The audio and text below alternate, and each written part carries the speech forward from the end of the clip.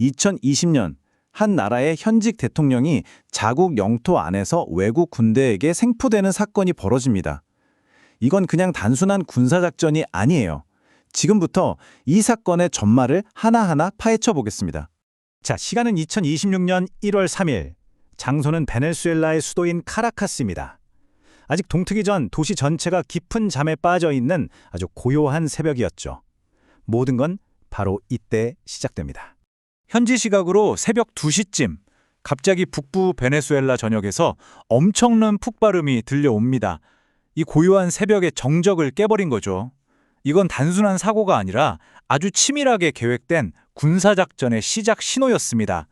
그리고 이게 바로 그 작전의 결과물입니다. 정말 충격적이죠.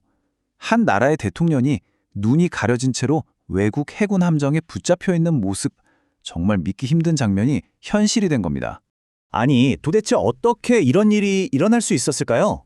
이 질문에 대한 답을 찾으려면요, 시간을 좀 거슬러 올라가야 합니다. 수년 동안 골마 터지기 직전이었던 베네수엘라의 상황을 먼저 들여다봐야 해요. 자, 첫 번째 실마리는 바로 정치에 있습니다. 이 공습이 있기 훨씬 전부터 베네수엘라는 사실상 벼랑 끝에 서 있었거든요. 수년간의 위기가 나라 전체를 삼키고 있었다고 봐도 과언이 아니죠. 이 타임라인을 보시면 위기가 어떻게 점점 커졌는지 한눈에 들어오실 겁니다. 2018년에 논란 많았던 대선을 시작으로 2020년에는 미국 법무부가 마두로 대통령을 마약 테러 혐의로 기소하기까지 하죠. 그리고 2024년엔 국제사회가 사기라고 규정한 선거에서 또 승리를 선언합니다. 상황의 전말 폭발 직전까지 간 거죠. 결국 이 모든 갈등의 핵심은 이 두 가지 주장이 정면으로 부딪히는 거였어요. 미국은 베네수엘라는 마약 카르텔이 이끄는 국가다. 이건 법집행이다 라고 주장했고요. 베네수엘라는 말도 안 된다. 이건 우리 정권을 무너뜨리려는 핑계일 뿐이다 라고 맞선 거죠. 그런데 말이죠. 이 정치적인 갈등이라는 표면 아래를 들여다보면 훨씬 더 거대하고 또 아주 강력한 동기가 숨어 있었습니다. 그건 바로 베네수엘라가 가진 어마어마한 석유였어요. 3천억 배럴.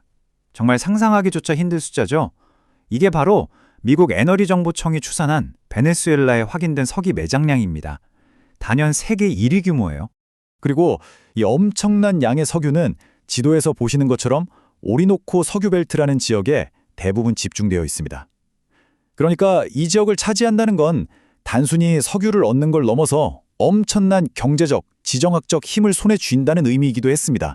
그리고 이 석유가 중요한 동기였다는 건 뭐 숨겨진 비밀도 아니었습니다. 트럼프 전 대통령이 직접 이렇게 말했으니까요. 베네수엘라는 무너지기 직전이었다. 우리가 장악해서 그 석유를 다 가졌을 거다. 아주 노골적으로 의도를 드러낸 거죠. 자, 이렇게 정치적인 명분과 경제적인 실리, 이 두 가지 강력한 동기가 갖추어졌습니다. 이제 남은 건 실행뿐이었죠. 그럼 절대적 결의작전은 과연 어떻게 진행됐을까요? 작전명은 절대적 결의작전. 이름에서부터 이 임무에 대한 미국의 의지가 얼마나 확고했는지 느껴지죠? 이 작전은 수개월에 걸쳐서 아주 비밀스럽게 계획됐습니다. 이 작전을 위해서 미국은 말 그대로 최정의 전력을 전부 끌어모았습니다.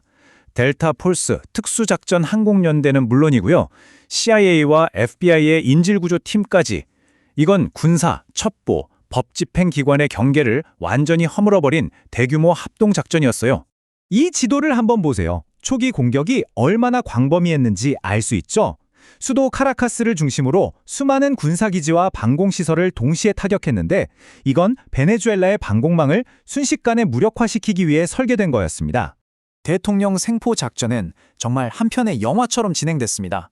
먼저 공중폭격으로 큰 혼란을 만들어요.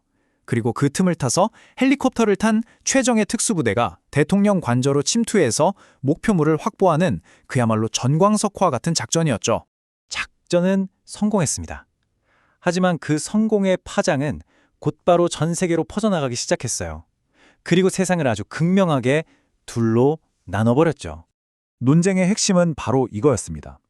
이건 마약 테러리스트를 잡기 위한 정당한 법집행이다 라는 쪽과 아니다, 이건 한 국가의 주권을 짓밟은 불법적인 침략 행위다 라는 쪽, 전 세계가 이 문제를 두고 정말 격렬한 토론에 휩싸였습니다. 그리고 이런 분열은 베네수엘라 현지에서 가장 뚜렷하게 나타났습니다. 한쪽 거리에선 미국의 침략에 분노하는 시위가 벌어지고 바로 그 옆 다른 거리에선 독재자가 사라졌다며 환호하는 축제가 열리는 정말 혼란 그 자체였죠. 국제사회의 반응도 딱 갈렸습니다. 러시아와 중국은 즉각적으로 이 공격을 비난했고요. 반면에 아르헨티나, 이스라엘 같은 나라들은 환영의 뜻을 밝혔습니다. 각자 자기 나라의 이해관계에 따라서 빠르게 편이 나뉜 거죠. 자, 이 모든 혼란 속에서 이제 가장 중요한 질문이 남았습니다. 대통령인 마두로는 사라졌어요. 그렇다면 이제 베네수엘라의 미래는 어떻게 되는 걸까요? 상황이 참 기묘하게 흘러갑니다. 마두로 대통령은 미국의 감옥에 갇혔는데 정작 그가 이끌던 정부와 군대는 부통령이었던 델시 로드리게스를 중심으로 카라카스에 그대로 남아있어요. 말 그대로 머리는 잘렸는데 몸통은 아직 살아있는 그런 형국인 거죠. 트럼프 대통령은 이 작전을 돌로 독트린이라고 불렀습니다. 19세기 미국의 외교 원칙이었던 먼로 독트린에 자기 이름을 붙인 건데요. 서반구에서 미국의 지배력에 대해서는 다시는 누구도 의문을 제기하지 못하게 하겠다는 아주 강력한 선언이었어요. 그래서 우리는 결국 이 도발적인 질문 앞에 서게 됩니다.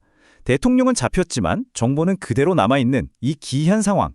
과연 권력과 석유를 둘러싼 새로운 게임의 법칙이 만들어진 걸까요? 한 나라가 다른 나라의 지도자를 힘으로 끌고 가고 그 나라의 자원을 통제하려고 할 때 국제 질서는 어떻게 될까요?